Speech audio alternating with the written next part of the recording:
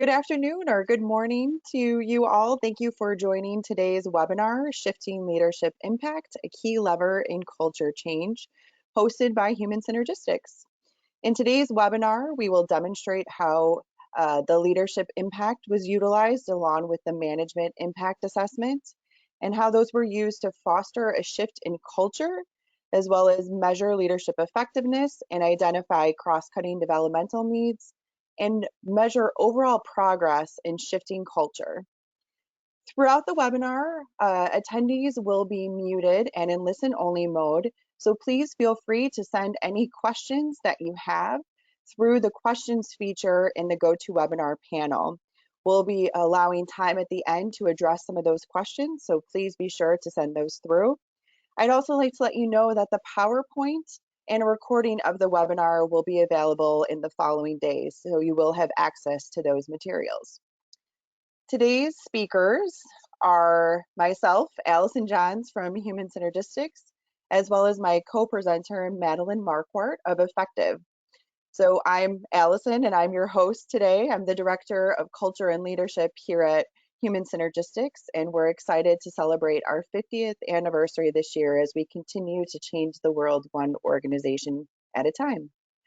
I'm excited to be presenting again with my colleague, Madeline Marquardt, who I've had the pleasure of working with for about 10 years now.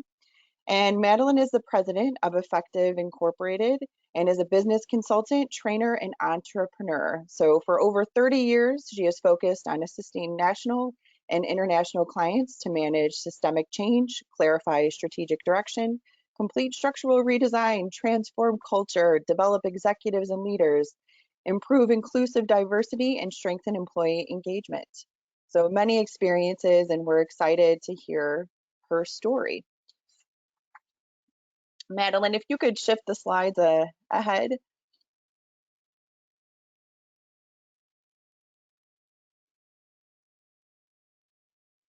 Perfect. If you might, there we go.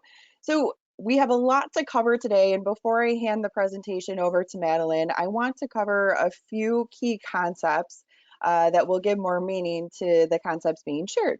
So this is our Circumplex model that the majority of our assessments are based on, and this is based on applied research. So we look at the Circumplex in two dimensions initially in terms of tasks and people. So looking at the left and the right hand sides of the Circumplex, as well as our higher order satisfaction needs at the top and our lower order security needs at the bottom.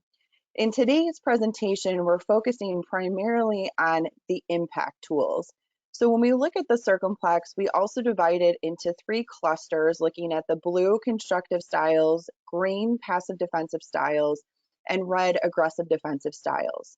So when we look at the blue constructive styles, this is indicating that leaders are encouraging people to focus on meeting the needs of satisfaction through their interactions with people and how they accomplish the task. Where the passive defensive impact, leaders are now requiring people to focus more on maintaining their safety and security needs through their interactions with people. While the aggressive defensive styles, leaders are driving people to focus more on protecting their status and security by the way they approach their tasks. So we're going to be looking at how these leaders have focused on moving towards those more constructive styles over the past years. In today's discussion, if we move to the next slide with the integrated diagnostic system, I wanted to mention this visual because the richness of this story is looking at all of these levels. So starting with the organization and looking at the culture, moving into leadership and all the way down to individual development. So the connection between the organizational levels and the leadership are really the power of this story, and having the Circumplex model as a common language and movement towards greater individual and organizational effectiveness. So really focusing on the organizational culture and the leadership within this story. The last concept that I want to mention before I hand it over is the management impact. Now, the majority of the today's story is focused around this management impact tool. We'll also see the leadership impact and our cultural instruments. But I wanted to acclimate you around this concept because we're not looking at leadership styles, we're looking at the impact that managers are having on others. So, the ideal impact that they want to have on others in terms of what behaviors they want to encourage and motivate in those around them. We then look at the management approaches that they're using. There's 15 that we measure in terms of, are they using more facilitating or more inhibiting approaches to then drive behaviors in others. Now we look at the facilitating, which are encouraging more of those blue constructive styles that I mentioned, where the inhibiting approaches are driving or requiring more of those passive defensive and aggressive defensive behaviors. But looking at the impact and those behaviors that they are encouraging or driving in others ultimately leads to the effectiveness of our managers. So I'm going to pause here and hand it over to my colleague Madeline to really share the richness of the story and the work that they've been doing for many, many years with this utility organization. So Madeline, I will hand it over to you. Well, thank you, Madeline. Or thank you. I was going to thank myself. Thank you, Allison. Am I also projecting at the moment? I just wanted to make sure. Can you see me? Yes, we can Okay. see you. Excellent. So what I'd like to do is start with just a little bit further introduction of who we are at our company. Then I'm going to set a little bit of a context because what we're going to be sharing with you is a case study, so based on one of our clients. Then within that, we'll talk about, where did we start with this client, and then how did we transition through our work with helping this client shift culture and improve performance. And then specifically, how did we use the impact surveys? And I think you'll see we use them in a rather unique way to help us lead a culture change effort over a long term. So we're looking at like a 10-year process where we were engaged with this client. And then I'll share with you the results that we achieved at the end of this. Now, as Allison said, I've been in this field, the OD field, for quite a while. I have known Allison for 10 years. I've worked with human synergistics for probably now going on around 25 years.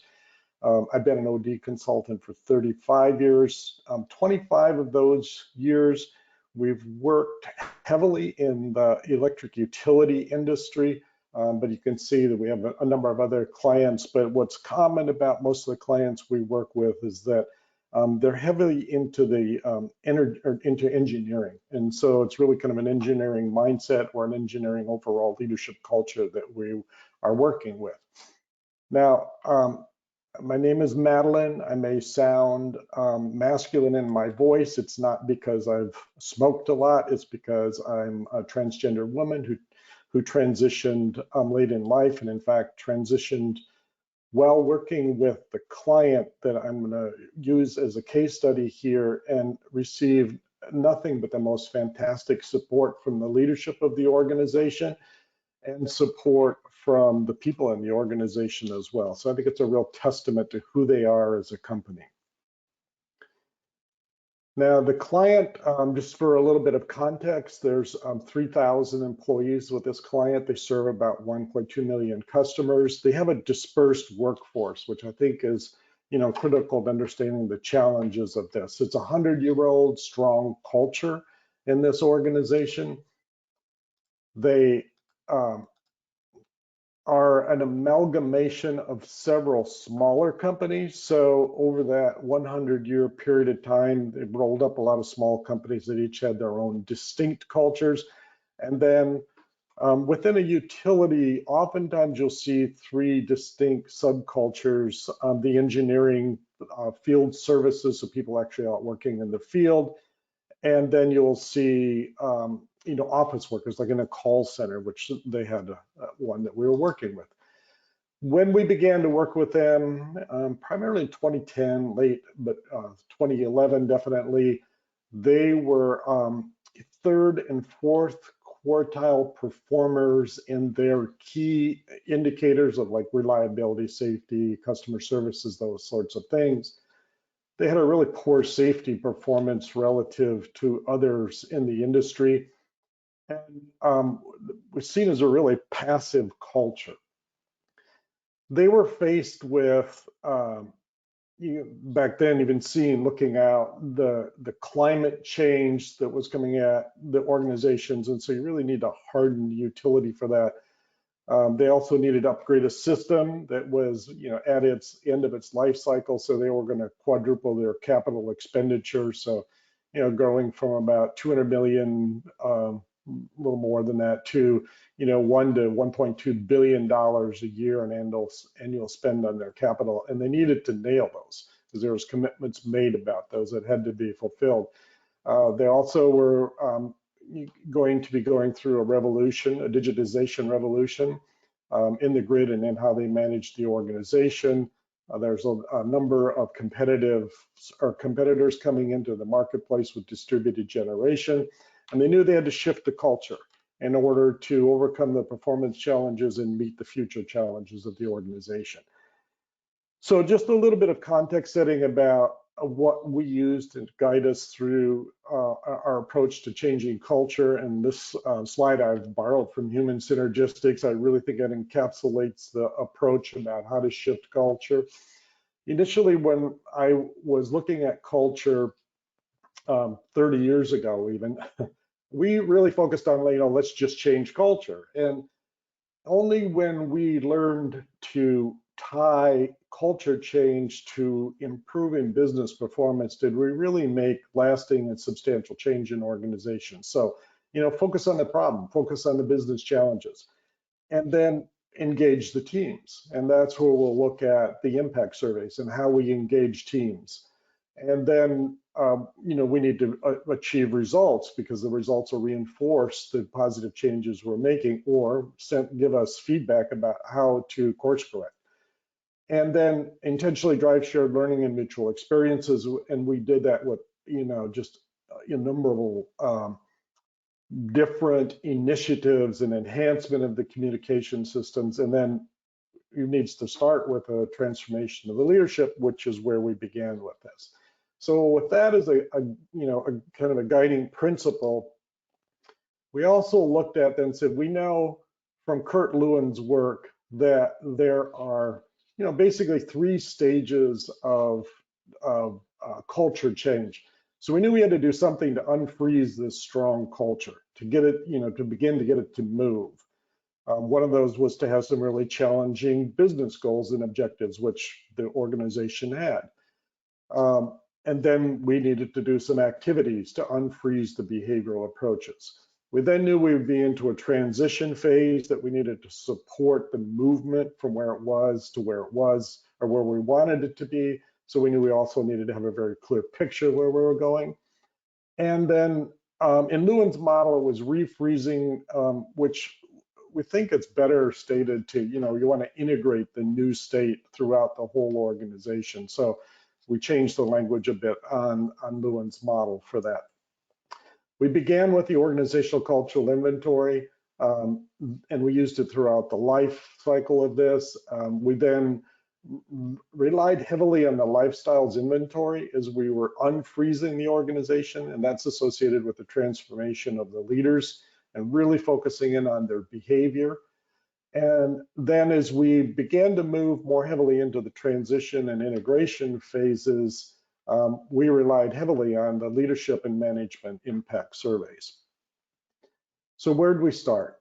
So over on the left-hand side of this, you can see that the initial assessment using the OCI came up and showing us that we had an aggressive culture, but through interviews and observations, we could see that was kind of a legacy of where the culture had been, and that it really was heavily passive.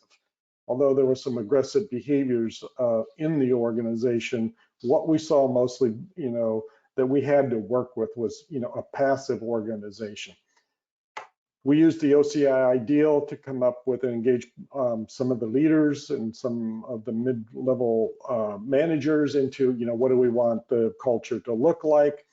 We began to work with that, and then over time we moved towards using what Ephektiv had developed, which was a high reliability ideal culture, which the leaders felt was a little bit more realistic for them to have as an aspiration and where to go.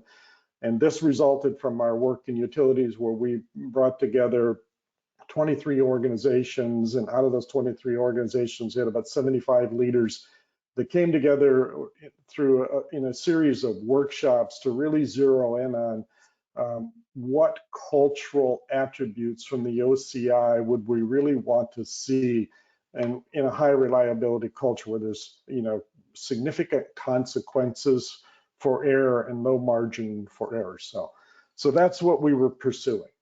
So what did we do? Well, we began with what we found true about passive organizations is that they typically don't have well-defined direction, and that was the case with this organization. So we had to set out that direction. You just saw in the earlier slides of the business challenges, but we worked with the leadership team to really define, so what does that look like when the organization has achieved that with excellence? We had to help them really define some very clear strategic level goals that was cascaded down to the next level into business unit goals, done more at that managerial level, vision for excellence for those business units. And then eventually, in over a short period of time, that was then cascaded down to departments and teams, in terms of their specific goals, transitioning or translating the strategic goals into team level or department level goals with indicators, and then team initiatives. So as we began to do that, we also in parallel began to look at how do we transform the leaders of the organization. And we did that through some development initiatives that we created for the organization. One of them, we relied on our signature, we'd call workshop around, it's called accountability and coaching, but it's a blend of skill development and changing of leadership. And so what you'll find in passive organizations that there is not accountability, nor do they typically develop their leaders to be really effective coaches of people. So that's what this blended together with the shift in behavior. So again, we relied heavily on the lifestyles inventory 1 and 2 to get that feedback and to build out action plans. And in that, we began to go a little deeper than just the behaviors, but we began to introduce the whole notion of assumptions to leaders, and focus on shifting their assumptions to help them shift their behavior, and then build some skills for them to go out and lead in a more constructive way. And then we had a number of other workshops that are defined in here of, achieving excellence was mid to upper level managers, frontline leadership was managers, and first line, we actually cascaded that down to bargaining unit leads. We ran a whole series of leadership labs that definitely dove deep into the assumption level to help make the change. And then we focused on, in the latter part of this, in the transitioning over into the integration phase, then relying heavily on the leadership and management impact to have a look at what was going on at the team level. Allison shared this, the model to you. The reason we selected that one, because it's part of the integrated approach in the human synergistics tool, so it keeps a consistent set of language for us. Two, it appealed to leaders because here we easily can show them, look, we've got an input, throughput, output model. And engineers love this, and it's process focused, so they love it from that perspective. It's easy for us to explain, look, we have an ideal. It's informed by the business challenges. What behaviors are needed to address the business challenges? Then it can go to the individual leader level and say, well, how do I approach my basic job as a leader? So in this case, we've got, the management responsibility. So how do I approach solving problems, treating people, managing myself, which could show them then that approach you take to leading people sends signals to the organization and motivates behaviors. So what gives you feedback on what are the behaviors I'm motivating to achieve our business goals? And is it consistent with what I want and the ideal? That in turn then feeds people's perceptions of me, and I can get rated on my effectiveness and how well I'm managing tasks, people, and myself. Okay, so that's was a significant appeal to the leaders themselves. Initially, we said, though, let's focus heavily on behavior alignment and continue that. So we used the full 360 version of the leadership or the management impact. We trained directors and managers how to first, read and use it and coach down to the next level. So that was done in 2012-13 time period, and then we gave them a refresher in 2018 because we had a lot of turnover and we weren't getting achieving the results we wanted. And then we held group feedback sessions with one-on coaching. So directors attended with their managers, managers with their supervisors. They were facilitated by us, but the directors and managers were involved in helping people understand, debrief, unpack, if you will, the information, and then build out action plans, which each one of them built out an action plan that was focused on, motivating constructive behaviors, and they were focused on then improving an associated domain or responsibility that linked directly or correlated to the norms or the behaviors that they wanted to motivate in the organization.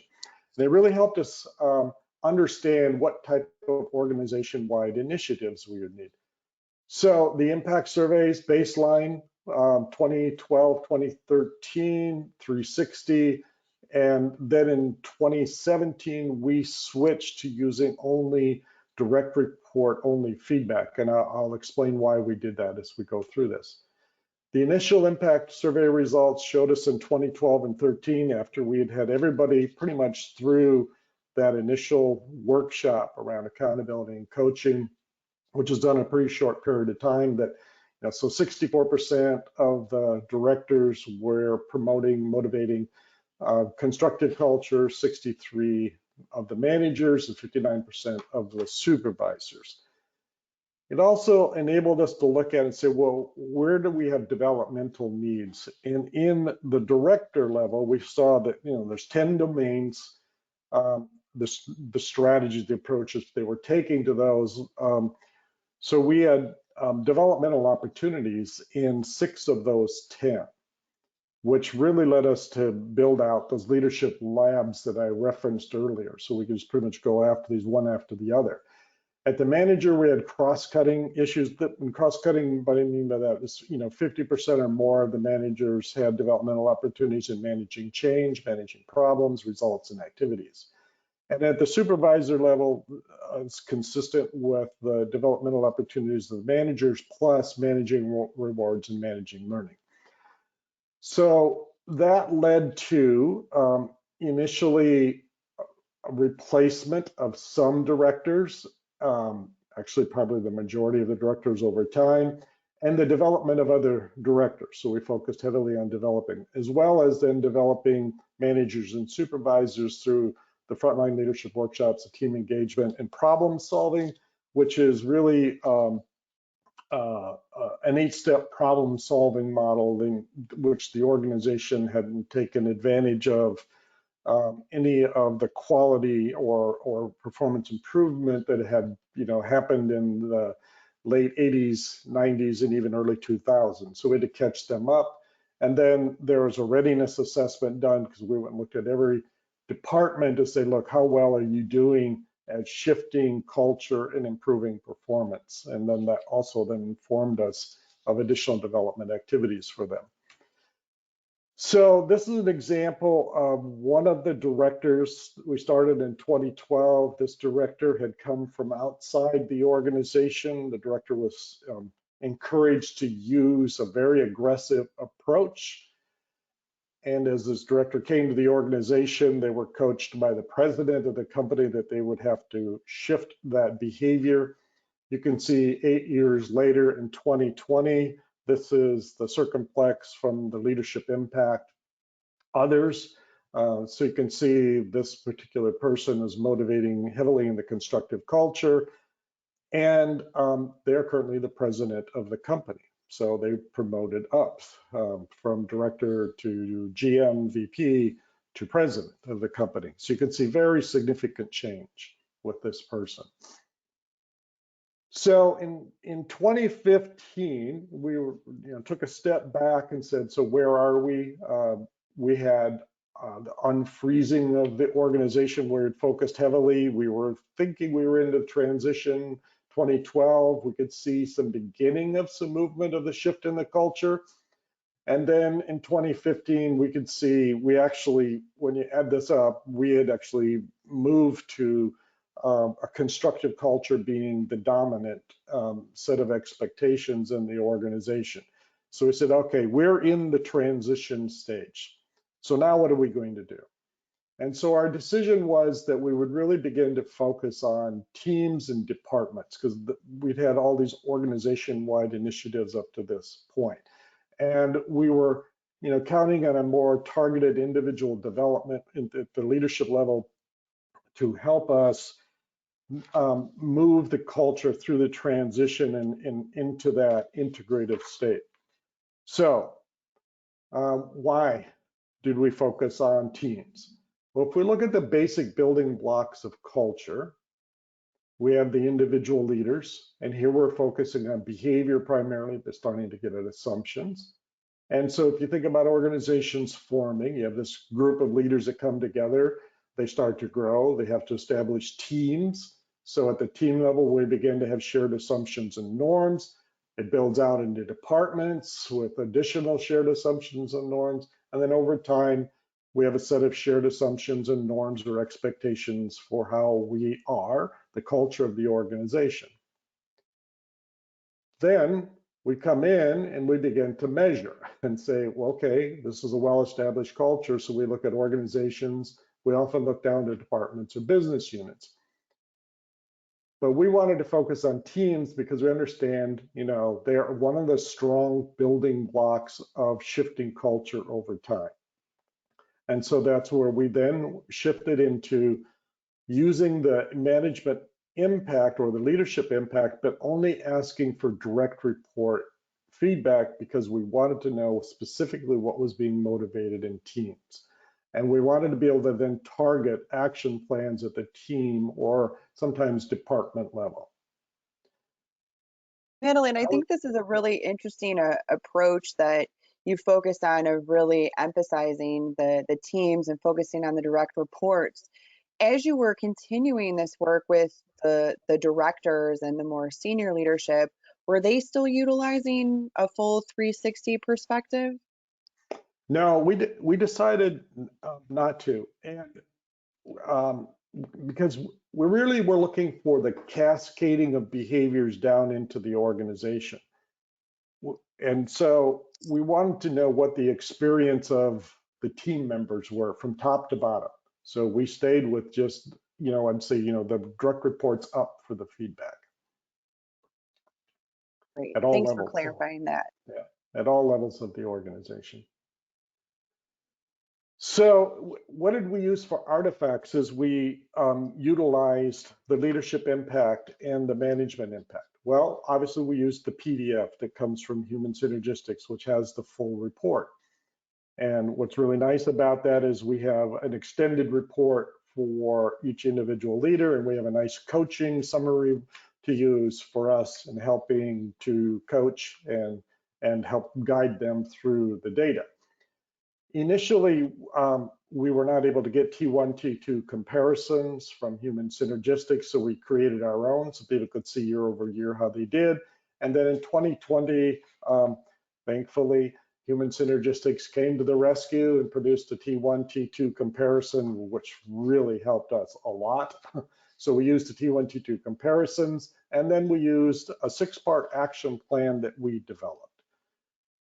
The action plan itself really guided us and helped get the leaders to leaders at all levels, to fully integrate the behavior change we were after with the pursuit of the business objectives. So there was a part of the 6 parts we began with and sent out in advance of giving anyone feedback, a self-assessment. And in the self-assessment, every leader was asked to say, okay, you had a business challenge you were focused on. How did you do? And then this particular one, we asked people to reach back to 2018. How did you do with that business challenge? Were you effective? You know, was actually rated from not effective to very effective, and then why? Would you say that? And then we had them do the same with how do you think you did with motivating the behavior, the norm within a constructive culture, and how do you think you did with the responsibility you identified, or a domain if it was the leadership impact? We did this before they received any data, because we wanted them to improve in their own self-assessment and their own self-awareness. So that's what we were promoting with this. So it's like, what do you think? And now the data says. And they got the data continually as we did this in feedback, team-based feedback sessions that were sponsored by a director. So it's often blended with talking about the overall business challenges, the team challenges, and then with the director or the manager in the room, and then they were coached and assisted to unpack their data and create action plans by the director or by the manager. Now, we did one-on-one delivery to the VPs, and then the VPs sponsored a session where their directors got feedback, but we also did one-on-one sessions with the directors. Okay, so then the parts 2 through 4, the debrief guide, just to share with you, we were just really unpacking the data, debriefing the data. We went through the effectiveness, impact, and strategies and approaches. We'd have them review current results, do their comparison T1 to T2 if they had previous feedback, noting differences. And then for each section of the report, they identified an area that they wanted to improve or strengthen.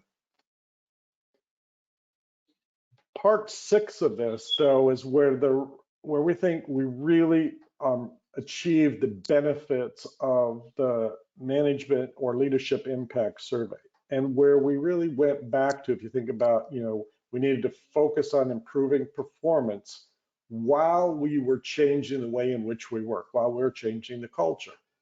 So we had the formula that we use, and the formula is in this way. In what responsibility will you change your approach to motivate the behaviors, in other words, the impact you want to have, but to motivate the behaviors you will need to achieve your team's business challenge goal? Okay, it could be department, most times it was a team business challenge. And those were tied to very clear and specific key performance indicators. So the process that we went through, number 1, 2, and 3 are pretty iterative, but what was the performance gap, and what's the SMART goal you're going to go after? What behaviors do you need to motivate to achieve? So you look at what from the data, what norm do you need to improve? And specifically, what behaviors will you need to motivate to address the performance gap? And how will you motivate those behaviors? In other words, looking at in what responsibility will you focus on improving or promoting the norm you've chosen? So there's a correlation. So change your approach to responsibility. So to drive the desired behavior, to then apply all of that in achieving improvement in the organizations. And then from there, specifically, what are the long-term, short-term and long-term actions you'll take to improve that specific responsibility? And then we had them tie it back to a business strategy. So either business unit, usually, what's the business unit strategy this ties to?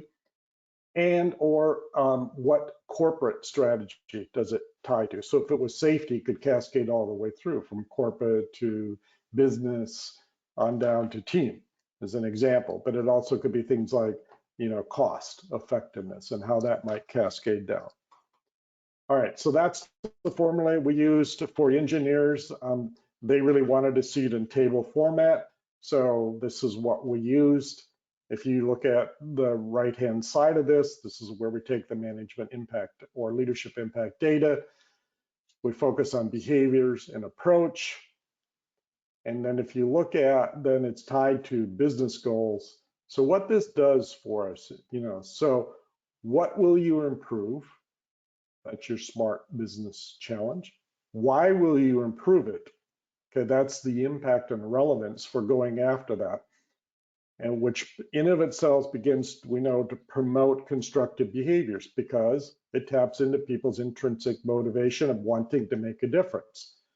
So we're going after this business challenge to contribute to the business in this way, which will help our company or our customers, whatever that might be in this way. Again, promoting constructive behaviors through the approach we're taking to this feedback and action planning.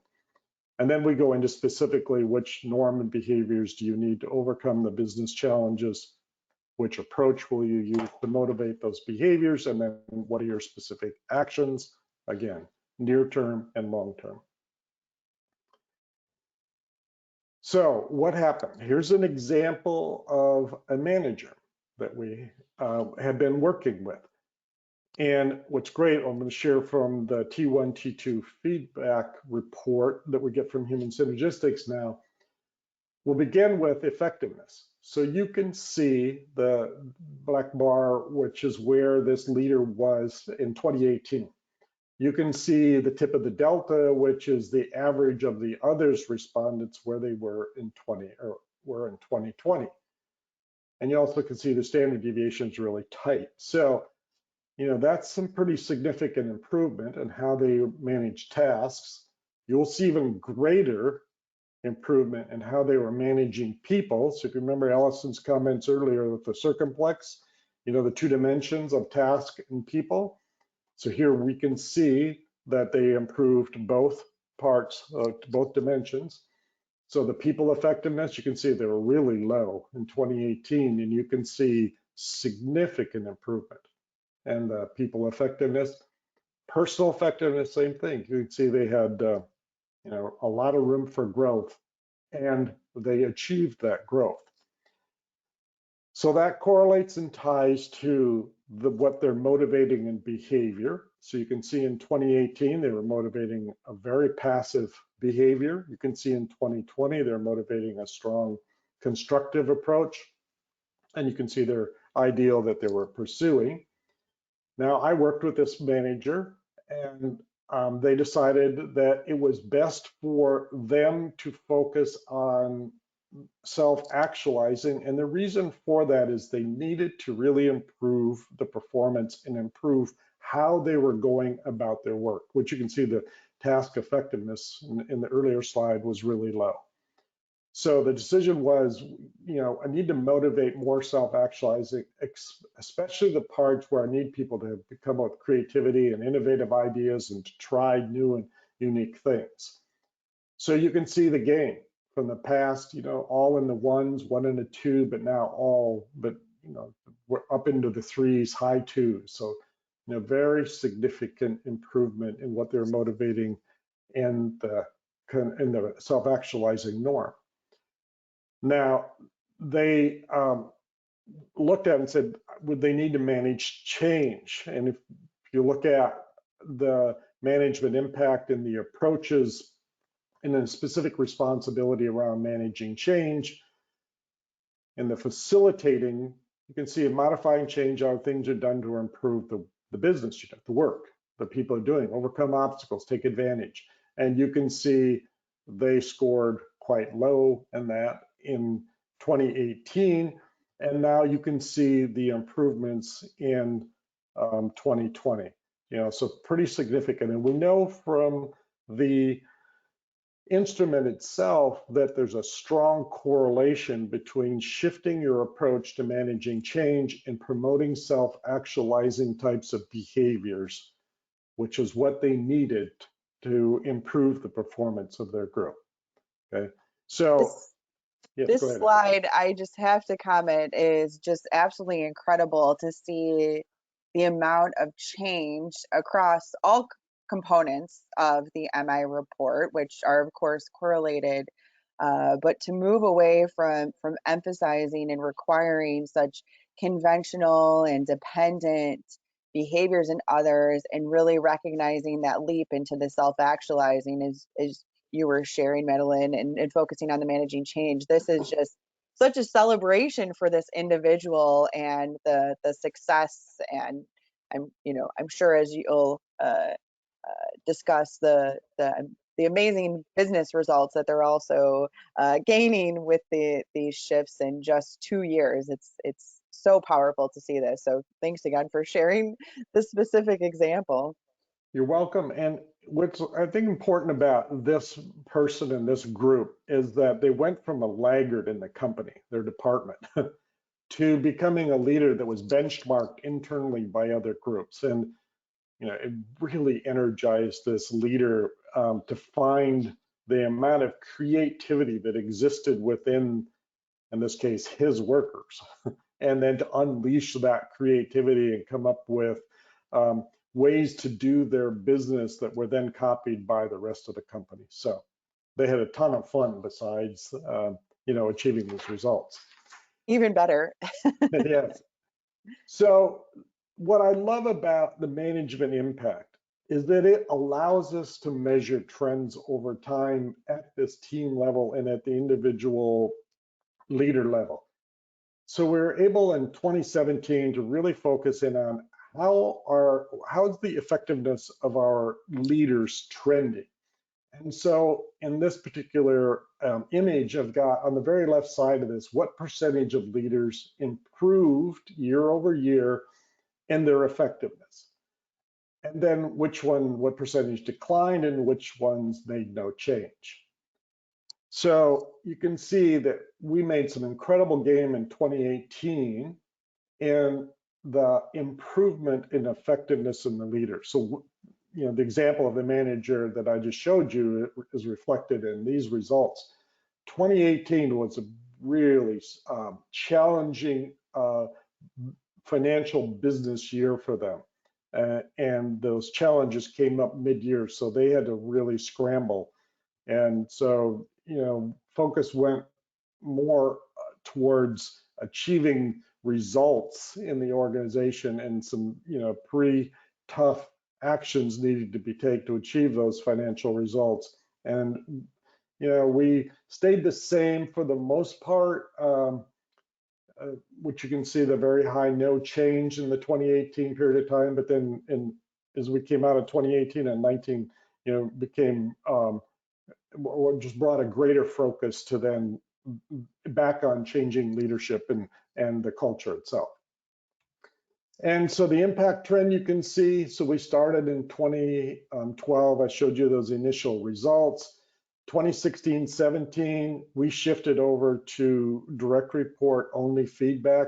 So at the front line, we thought we got a much more accurate picture of what was being motivated once we took out the peers and the managers and just got direct report from, in most cases, bargaining unit employees. So you can see those results were, trending the wrong way, but we thought we were adding more and more people as we went into 17. So 16 was only part of the organization. 17 was the full organization. And I think that gave us, we thought, a truer picture of what was going on. But you can see how it really came up in 2020 and 2018. And so then we also were able to take a look at the domains and the responsibilities and the trending there. So again, we're looking year over year, what percentage of our leaders are increasing in strengths in those domains. Okay, so that's one of the benefits of the instrument, and it tells you, relative to the norm, who has strengths here, who has development opportunities. We're looking to see what percentage are moving out of developmental opportunities up into strengths, so we could track that. In 2020, you can see that significant increase, which we then should see an increase in constructive behaviors, which we did, which will also show us an increase in the effectiveness of our leaders, which proves the model. It works. And this represents around 250 leaders are involved in this. And then you can see, as we look forward, we were saying, so what is this telling us? One of the things that began to tell us is, we have some stagnation and some opportunity to really focus on directors. Because you can see in 2020, the percentage of directors that declined in their effectiveness went up. They stayed really flat in who's motivating constructive culture for the most part. And you can see they aren't making the change we need them to make. So that's the focus on 2021 is with those directors. How did the organization do? Well, fantastic, actually. So you can see reliability in the upper left-hand portion of this. So we were focusing on improving reliability. It's not a 30% decrease in reliability. It's a 30% decrease in the amount of time that customers are without power. So it's a significant increase in time they're with power, but it's always shown in are you able to decrease the amount of time people are out. You can see in the rate-based growth year over year, they were adding, that's the ability to add capital, which is how the earnings are decided for utilities. You can see with averaging year over year a 12% plus increase. You can see their customer satisfaction, increased 18%. They're the #1 ranked utility in their region for 8 consecutive years. While all of this was going on, they effectively executed smart delivery. Just means that you're putting in smart meters. Their new asset management systems and new ways to manage their assets, optimizing work, optimizing the customer experience, the employee experience, upgrading the people systems, and upgrading the IT architecture and cybersecurity. So there's a lot of enabling activities going on, plus the delivery of the product to the customer. And then you can see in O&M, their efficiency from 2011 to 19 when we had data, that's a significant gain in efficiency from that 42% of gross margin down to 29%. You can see their net income growing 13% plus, plus 13% year over year. You can see on the cost side of this that they had a less than 1% growth in cost over this period of time. This was all achieved without any layoffs. I know there was attrition, but there was no layoff. This is gain in productivity.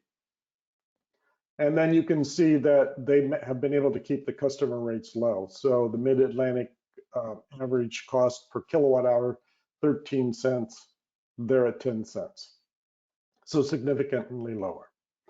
So that's what the organization achieved. I'd like to shift now. We'll open it up to some Q&A, Allison.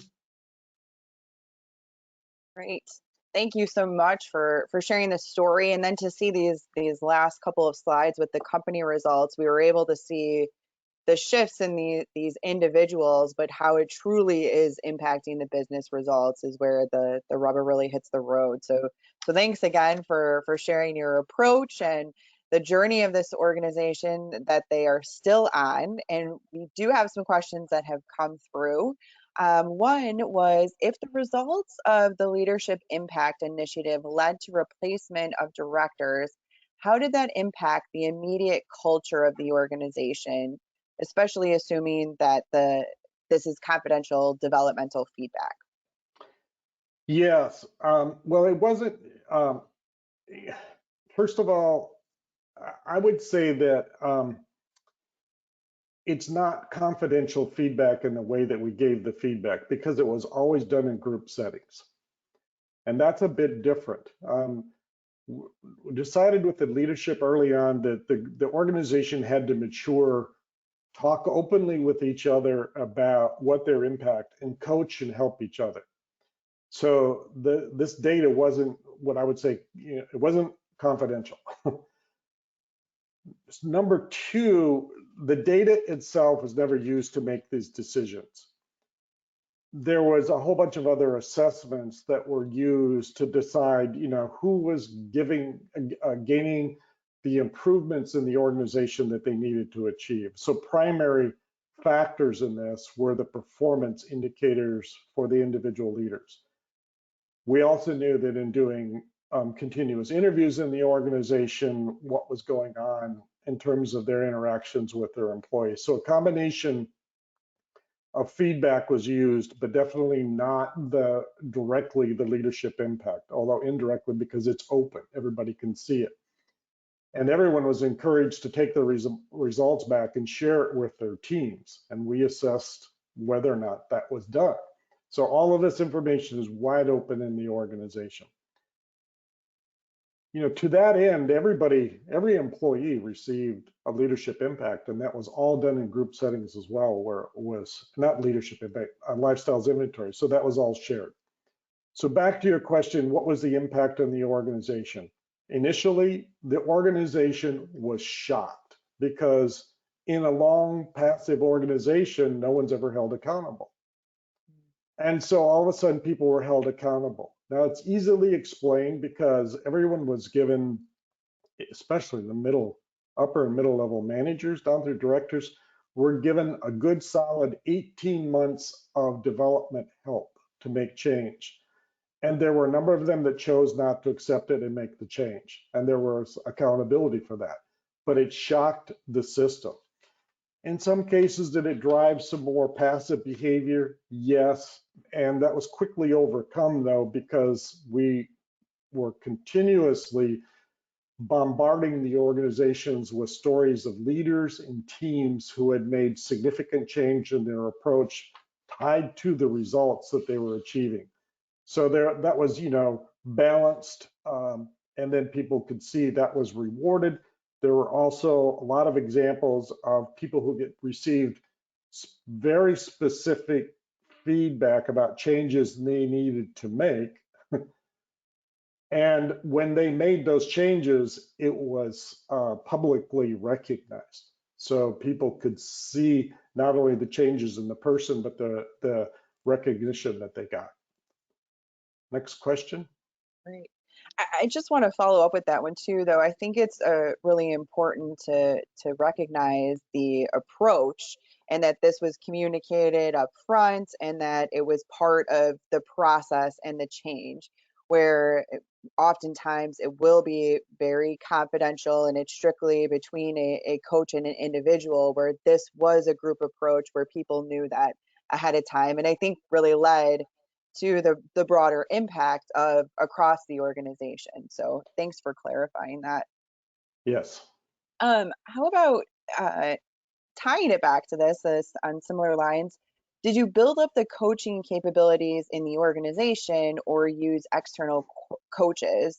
How is this coaching approach live today in the organization? Yeah.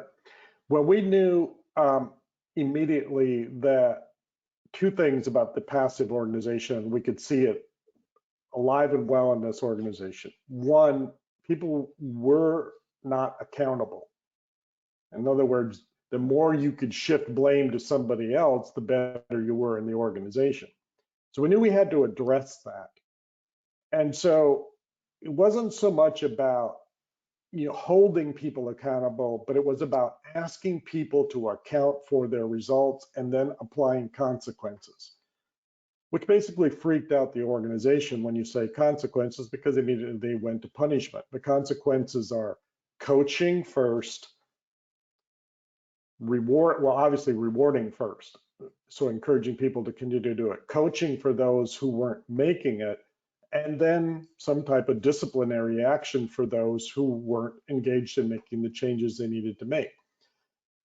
We also knew that then the coaching skill was highly underdeveloped in the organization. So that workshop called Accountability and Coaching focuses heavily on building coaching skills. So teaching people a coaching model, having them practice it, going out and coaching them in the field, and it was first taught to the VPs, cascaded to the next level where the VPs were involved in teaching it, involved in then observing and supporting the change in the directors with the managers, and VPs also with the managers, and then down to the supervisors. It was cascaded down each level. And when we got to the frontline level, we had VPs, GMs, directors, and managers who were served as employees in role play exercises. And so if you can imagine a supervisor sitting across from a VP who is playing a dysfunctional employee, role playing it, and then having to coach that person. So yeah, people were a little intimidated by that in the beginning, but the VPs, directors and managers were really encouraging them, helping them be successful.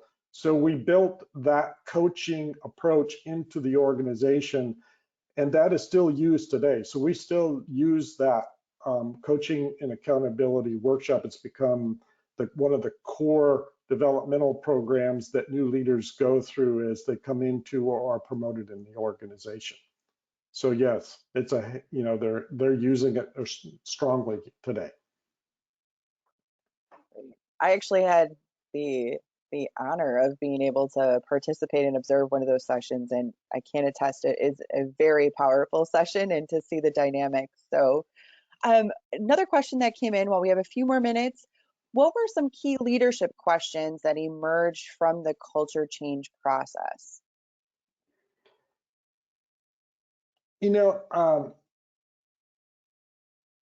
We had such a clear direction and commitment in the sponsorship from the top leaders to start with, which helped really take out questions about why do we need to pursue this with a very strong, with the executive team.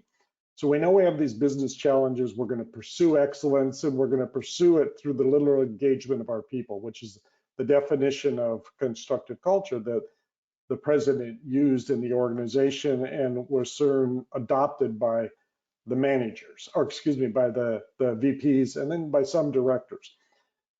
The question that initially came up with, and I don't even know if it's really so much of a question, but in a passive culture, there's this belief that this too shall pass.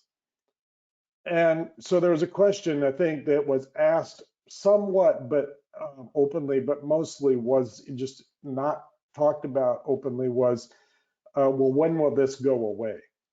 And another part of that question is, well, so why do we have to make this approach?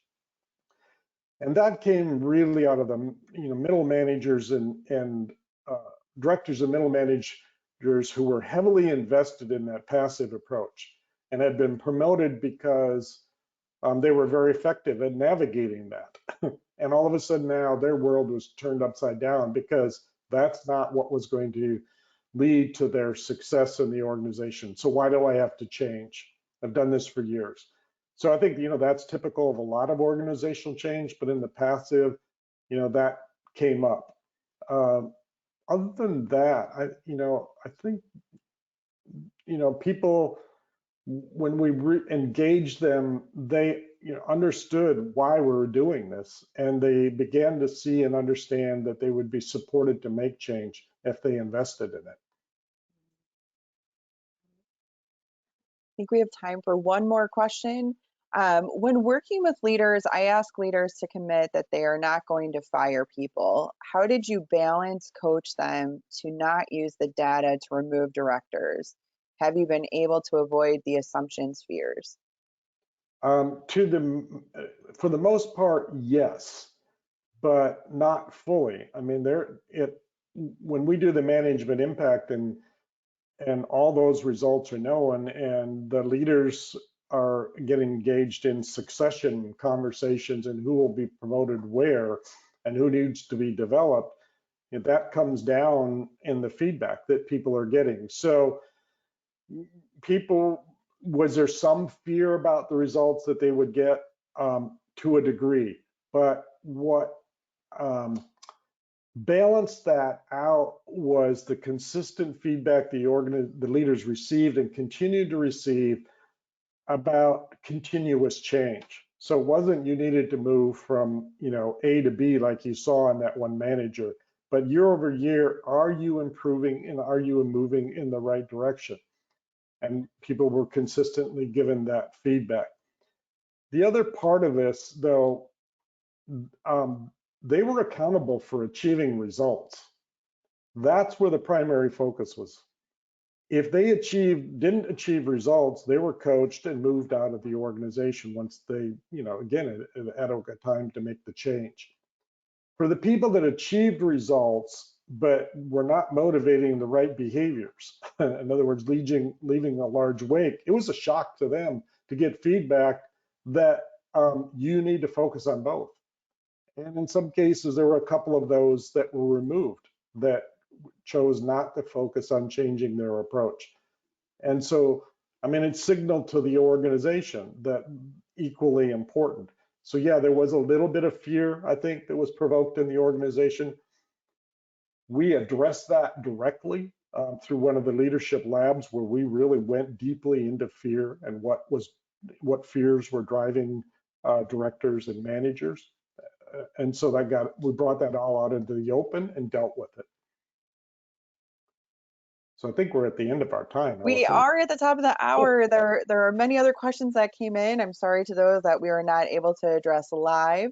But thank you all for attending, and a huge thank you to you, Madeline, and the You're team at welcome. Ephektiv for sharing this amazing story and to see these results. We are encouraged to see the progress so far and excited to see the continued progress of years to come. So thank you again for this amazing story, and thank you to all of you for your attendance and participation.